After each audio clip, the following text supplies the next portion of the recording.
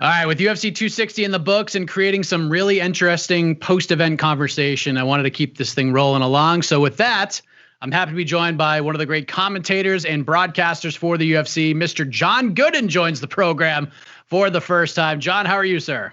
Doing all right. How are you?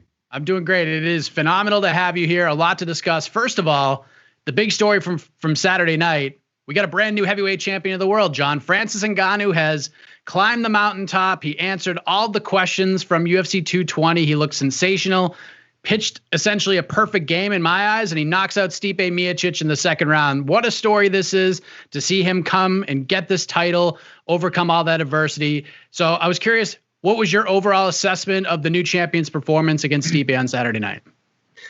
Yeah, I can't move away from the journey of where he's come from and reaching the very top in such a short amount of time. You know, it's absolutely crazy to think how long he's been practicing combat sports for. You know, essentially came straight into mixed martial arts, really. Within 5 years, got his first title shot. We're now 5 years on from there. That's utterly ridiculous in many respects. But to answer your question, he answered the questions, right? He showed that he'd evolved. I did an Inside the Octagon with Walt Harris, who'd been down and trained alongside Francis and was speaking with Eric Nixick about their long-term plan. And it was always about preparing for Stipe. So every camp that they had, there was a percentage of it that was tailored towards beating the champion, which is smart. Because, of course, it's not enough that you've got to go and prepare for another terrifyingly powerful human being. Got eyes on the baddest man on the planet. But that is a very sensible and smart thing to do. And it definitely paid dividends. He looked brilliant. And, I was surprised by a few things like the size and weight that he came in at. But in terms of his actual performance, I mean, pretty faultless. I've watched the last 20 or so seconds of that fight probably 50 times by now. And what is crazy is Francis drops Stipe early in the second. He pounces. Stipe is able to get back up to his feet, lands a big uppercut as Stipe's trying to get some space in between them. And then Stipe lands this really sharp right hand that clearly got Ngannou's attention. It kind of stopped him in his tracks. And Stipe knew he got his attention, kind of hurt him a little bit, went in to pounce on the opportunity, and Francis just landed a short left hand, and that was the beginning of the end. It's almost unfair, isn't it, John? Like, even when you put this man in danger, it's just as dangerous to go after him and try to win the fight after that. It's wild, is it not? Yeah, I put out a video on my own channel, and my reference point was that was the same punch that won Stipe Miocic the UFC heavyweight championship against Verdum. He was backing up against Verdum. Verdum was chasing him. And whilst he was retreating, he got a bit of purchase on the canvas, and he had like this hook shot. And the first time Dan Hardy and I looked at that, he had like a 90-degree angle bend in his arm, and Dan, you know, being a very much one of the kings of the hook, he was saying how it was so unique that he was able to generate this kind of power, etc. Verdum couldn't take that punch. I'm not saying it's like a complete piece of tracing paper between the two, but certainly Francis wore it very, very well. And if we listen into what his post-fight comments were, he said at that point, Stipe was playing into his game plan a little bit, and now they're within those ranges where if Ngannou touches you, he puts you out. And what I also liked about his work was how clean it was this time, because the Rosenstruik fight, for me, looked untidy. And I'm not saying that it needs to be tidy to be effective, but it was very different in the way that he was able to execute against Stipe. Just refined a bunch of stuff. Like, talk about everything coming together when it needed to. I love Stipe Miocic. I've had the pleasure of hanging out with him during fight weeks, like International Fight Week. I saw him like kicking back with a few guys, including Max Holloway. It was really good just seeing everyone getting along. Fun guy. I mean, a real kind of hero, right? And it's tough to see those guys lose, especially when they're such big, like physically big human beings. But at the same time, what Francis has done and what this win will mean for his supporters, his people. I mean, it's just mind blowing. Yeah, those videos of, people back at his hometown watching the fight, and even like Israel Adesanya watching it was just so good, so cool to watch, man. And you mentioned flawless, and everything Francis does is like with pure power. Like even that sprawl in the first round. And honestly, like when he sprawled, the first thing I thought of was the movie Happy Gilmore. I don't know if you've seen it. You probably have at some point, but Happy's going up against Shooter McGavin in the Tour Championship, and he makes this long putt, and then he looks at Shooter and goes, Happy learned to putt. Uh-oh. And Francis learns how to stuff a takedown. Uh-oh. Like as soon as I saw that, I was like, oh boy, this is wild. But seeing a calm, relaxed Francis Ngannou with some defensive wrestling now, how do you beat this guy? Yeah, well, time will tell, right? I mean, you start looking at the picture, and the guy that I thought might have had his number was Curtis. I'm not saying that Curtis doesn't beat him if they fight 10 times. Curtis certainly has that style that will give anyone problems. Don't get me wrong, but it will give Francis problems. But Francis has the equalizer with that power, and a well-placed uppercut on someone shooting in without the very best setup. And it's good night. So it's funny how I don't think we will see this fight right now, but how the Derek Lewis fight might follow on from like Stipe, like we did with the first fight. We'll see. And I don't see that many people calling for either the Lewis fight or the fight with Stipe. I did a little poll on my Twitter, and it was overwhelming for a Jon Jones fight. Yeah. So, I mean, I'll take it, but it's just funny how we move on so quickly. Yeah, I mean, like you said, Stipe is one of the great human beings in our sport, widely considered the greatest of all time in the heavyweight division. He certainly deserves the rematch in the trilogy fight since they're tied at 1. But, Jon, as well as anybody, being in the sport for so long, deserves is such a tough word to justify in mixed martial arts. And like you said, Jon Jones, he's sitting out there waiting, wanting this fight. And to me, this is the biggest fight the UFC can make right now. And I'm incredibly fascinated by heavyweight Jon Jones and a fight with Francis Ngannou for the heavyweight title. Like the negotiations, I'm sure are going to hit some speed bumps. It seems like we're already hitting some speed bumps according to Jon Jones on Twitter, but they have to get this done, right? Like this is the fight to make. Yeah, I think so. And you say right now, I mean, tell me about many bigger fights than this. It's fantasy matchmaking that people have been doing since Francis started really generating a bunch of interest. People were starting to ask those questions. And I am interested in seeing a stressed out Jon Jones, because I don't feel, and this is no disrespect to anyone that he's faced recently, but he's been able to manage the tempo of fights very much to his liking for a long time now. And his voodoo that he has over that 205-pound weight class is just phenomenal. You go up to the heavyweight division, and I'm sure even in Jon's mind, he's not 100% on how he's going to feel when he gets clubbed by a man that walks around at like 263 pounds and can throw a shot.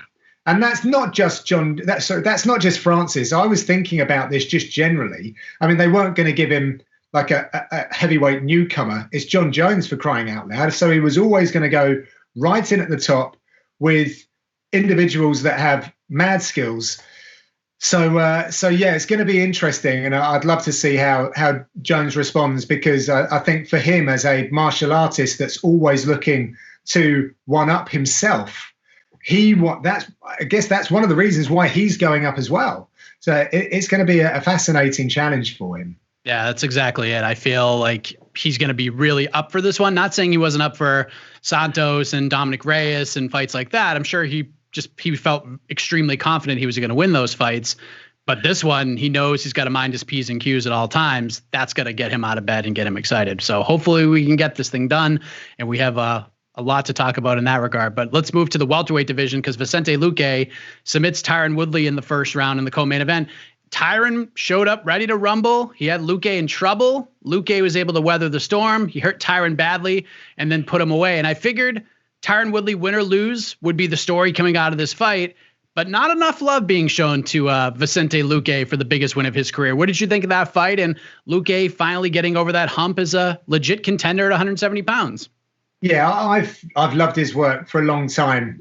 He's been around a couple of shows that I've done internationally, so I've had the chance to sit down with him and speak to him, learn how intelligent he is. The man speaks 3 languages minimum, and he's just very well thought out, very articulate, good looking guy, family man. There's like, what's not to like? Very, very marketable. I mean, I don't know, he might be a big star in Latin America. It needs to really cross over for people like you and I to feel those vibrations of whether someone's, really moving the needle. But then the call out for me was a little disappointing in a way. I just feel like this is your opportunity to really stake your claim at the top of that division. I know what he was aiming for, and it would be a brilliant fight, violence personified.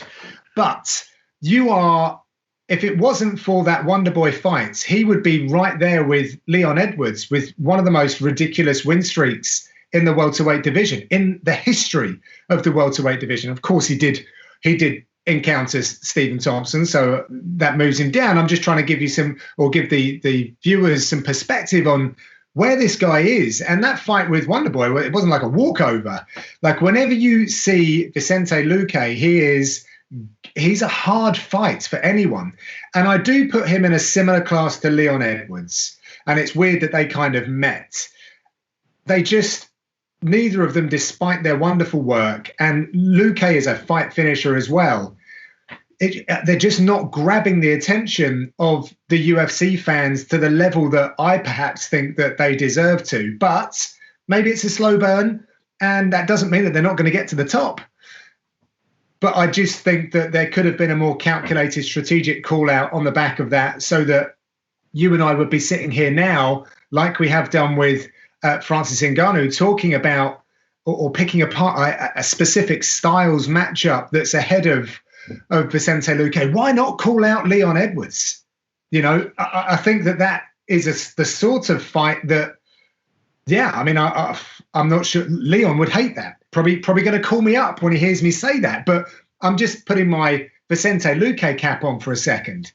There's so many that you could have called out, and Nate Diaz has a very unique view on who he should be fighting right now that I'm not sure many of the matchmakers share with him. But he can call his shot. It's his prerogative. I've never thought that Vicente Luque might be on that list, so we'll see. But let's not take away from the performance. Again, talk about shutting down like one of the greatest welterweights we've ever seen step inside the octagon. A reinvigorated Tyron Woodley. And Luque just had an answer for everything. An answer, a counter, and then took control of the fight on the biggest fight of your UFC career. Bravo.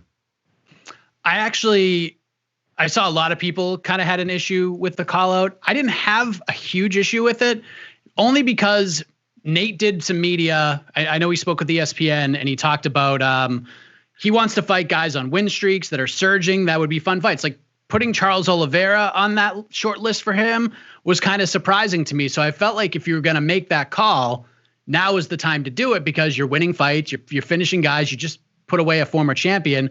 If you're going to do it, I felt like now was the time to do it. Unlikely as it might be, I didn't have a huge issue with the call out, but had he called out Leon Edwards, I think that would have been a smarter call, because they fought before. Leon has a win over him, chance to get it back. That was so long. It was many, many years ago.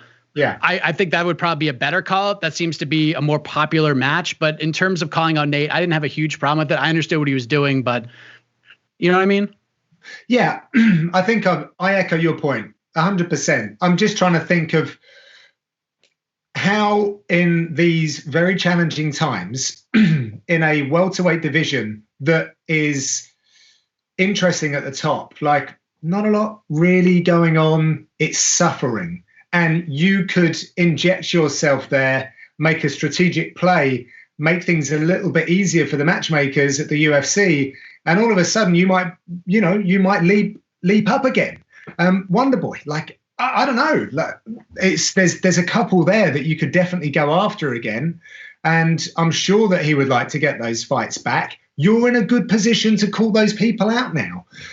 I just thought that, listen, I would love to see him fight Nate Diaz. I think that's a really fun fight, and I'm sure he'll earn a lot of money and he'll get a fantastic name on the back of it. But right now, I'm weighing up the probability of that happening with your career and your ascension through that division in a time where I think it's primed for someone to go, hey, I'm the new kid here right now, and I'll take on any of you. I've just taken out the former champion. I just think he had leverage, leverage that Leon Edwards sadly didn't get after his fight with Tyron Woodley was cancelled, this time last year. So it's the kind of opponent that you want to springboard from. And again, don't hate it, don't love it either. Fair enough. I feel like within that top 5, top 6 region, definitely in the top 5, Leon's probably like the more likely candidate of all of them. So it made a lot of sense. There's Chiesa there. That could work as well. But we'll see what happens there. Welterweight is just fascinating. So many unanswered questions. But before that all happens, Sean O'Malley comes back, gets a huge win, got, I guess, a pair of walk-off knockouts, capped it off in the 3rd round against Thomas Almeida. The guy is an incredible prospect at 135 pounds, John. How good was the Sugar Show on Saturday night? Give me more of that Sugar Show. Spoonfuls of that Sugar Show. I love it. I really, really love his fight style. I think it's fantastic. A fast twitch athlete like that, the variety of skills that he possesses, it's just phenomenal. And then I saw him on Quintet, and now I've said that, I've forgotten who it was that he beats, but like world-class grapplers, going out there and beating world-class grapplers in grappling competitions. Like the kid is brilliant, really is. And he's obviously got that star power. We've seen that now, and I don't need to talk to that, but strictly speaking about his technical skills, wow. He is, as a skinny power guy, someone who would love, with my old pipe cleaners. I'm old enough to probably be his dad, so it's not going to happen for me now. But I would always aspire to be able to be as loose and use the kind of weapons that he does very well. I had a karate background, so like a lot of kicks. I love the way that he kicks. He's just so loose, so hard to read. And that look to the side that he does a lot. We see that a lot in soccer, actually, when you kind of pass the ball and look the other way. But even doing that, us mere mortals, when you switch your glance like that in a high stress capacity, you have little crystals in your inner ear that can get upset. If you're also taking kicks and punches to the head, and those crystals are not quite set right, that makes most people nauseous. So, I just think what he does is very, very special, really, really special. He's got everything that it takes to climb to the top. Again, there's certain things I don't like about his approach, like not accepting the Chito Vera loss. But I'm not going to tell him to be any different, because he has the kind of mindset and that bulletproof, that cloak that he wears, that mental fortitude that is necessary in this day and age. Go to the top. He's got everything that you need. Just he can take it steady. And whoever he steps in to face, I just love watching him fight. Speaking of bantamweights who have made a living off of mindset and movement, it appears as if Dominic Cruz seems to be interested in a fight with Sean O'Malley, and that would be a very interesting matchup. And I know Sean would love to get one back for his friend and his teammate Casey Kenny. I love the matchup. The question I have is now the time for it? Like, I know he had the loss to Chito Vera. A lot of people thought that was maybe too big of a step up in competition. Who really knows? I know that ended in a weird way, but Chito definitely won the fight. But with Sean being this like must-watch TV guy right now, people will watch him fight anybody. Is the time now to maybe entertain a fight with a guy like Dominic Cruz, or is maybe still a little too soon? We want to build him up as slowly as possible. He's so young that even if he does take a step back, he can still climb again. mixed martial arts, we're used to losses, and he seems to have that mental capability that it's not going to crack him. It's not going to, make him hide under a rock. He's already had a challenging career, to get where he is. He's encountered a lot of stuff for his young years, like in professional fighting. So I think he's well equipped. So if it doesn't go his way, then he's gone up against one of the all-time legends. So, the expectation, all of a sudden, the betting lines are very different to when you might see a Sean O'Malley walk into a fight. So that's a different dynamic for him. Yeah, go for it. Like I'm happy to see that. That is a golden ticket right there. If Dominic Cruz is offering you that opportunity, like that, you can't really pass that up. So I would advise him to take that. And if it doesn't work out, plenty of time to rebuild. Well said. 260 was a fun card. No event this week. Darren Till back next week the week after against Marvin Vettori on ABC. Big one at 185 pounds, is it not? Yeah, it's really big for him. And it's kind of been laden with even more pressure now that you've got the champ saying that he's interested in a fight with you. You can't help but take notice of that, I think, if you're Darren Till, because things haven't gone his way. He's been in some tough fights, and you're still within reach of the title. And again, I mean, the middleweight division's an interesting one, right? I think Robert Whittaker has caused all kinds of problems by bouncing back the way that he has done, just showing how quality he is and just fending off the rest of the order, but then being so far apart from Adesanya, well, on that night. But then when you've got Eugene Behrman and Israel coming out saying, not interested in that fight. We did what we had to do, not interested in that. And he's gone away and done what he needed to do, but it still looks like they don't want to rerun that city kickboxing. So that does open up opportunities for other people. Jack Hermansson not getting the victory as well. We're seeing some other guys creep up now. So it's big stakes for Darren Till. Very tough fights.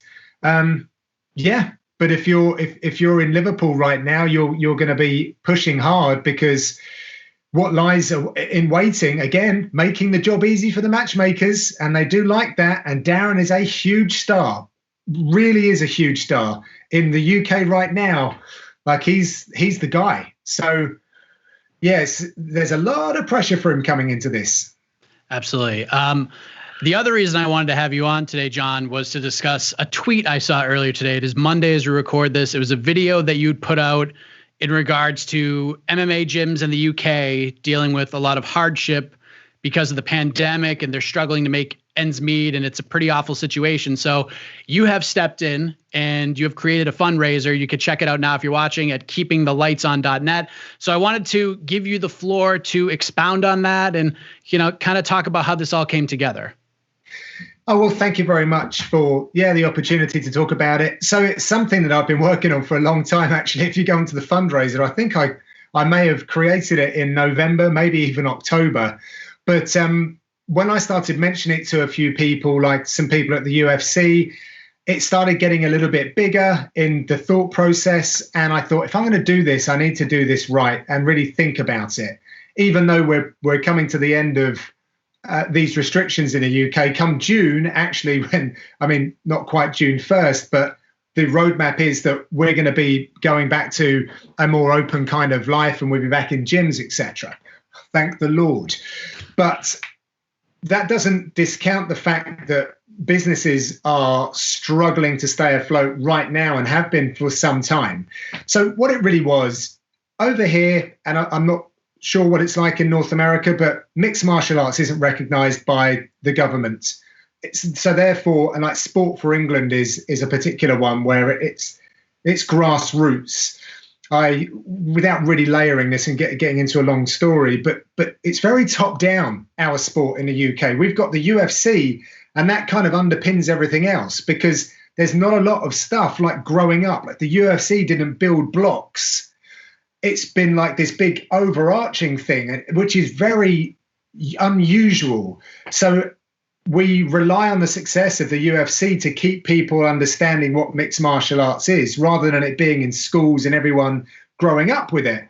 So all of the stuff around the UK right now has just been flat and dead. As I said, the governments don't have any backing for it. The jiu-jitsu community comes together, I feel, in these times. And I said to a friend of mine, I've seen a couple of Brazilian jiu-jitsu coaches driving Bentleys. I've never seen an MMA coach driving a Bentley in the UK. So there must be something that those guys are doing well, and it's different, right? You can get a lot of different age groups in and things of that nature, and good luck to them. But I always feel like mixed martial arts is the poor cousin, and it doesn't get the help that it needs. We just don't have the infrastructure. So, I mean, what can I do? Like, not a great deal, but I do have a pretty decent contacts list. So I thought, well, I can just start a GoFundMe. Like, there's no harm in that. I can reach out to businesses. I can reach out to individuals. And also I can maybe get some stuff signed. I'm willing to drive around the country with a few T-shirts and get some UFC fighters to put their signature to it. And then I'll auction it off. But I have to say, it was causing me a lot of stress, even that process, right? So one, how do you do the auction? Because I'm not a registered charity. Then some auction sites, you need to pay for them and they take a cut. So I'm like, okay, well, that seems complicated. But then I'm doing it through my own eBay. People are probably going to have issue with that. But like, what am I supposed to do? So then I have to be really transparent. And then also, I don't want to be the person making the decision on where this money goes to. Like, I want as far away from that process as possible. So then that will go to like an online poll where I will just let everyone know, look, go and read like a summary of the story of why this gym is looking to get that funding, or why they've been nominated. And hopefully we'll have a few, and then we can have like a vote here type list.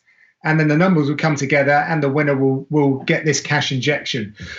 I'm just trying to do something, Mike. You know, it's so tough. And I just think if I can leverage anything, it's my contacts list.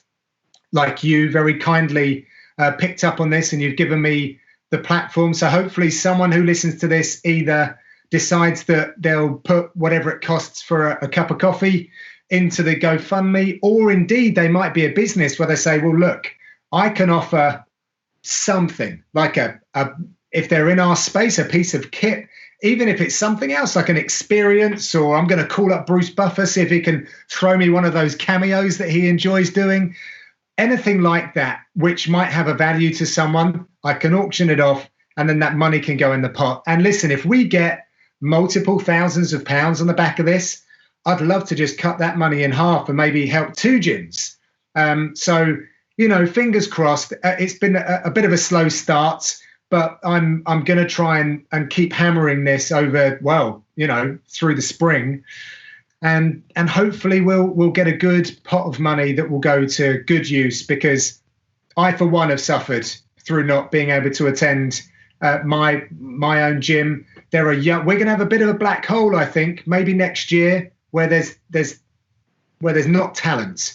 Amateurs are having to go out and get jobs. Pros are stepping away from the sport because they got to provide for their family. It's really, really damn tough, and you need the gym there to support everything. Giving the money to a fighter is one person, but a gym is the home. There's a tribe of people there, and that's what we need to protect.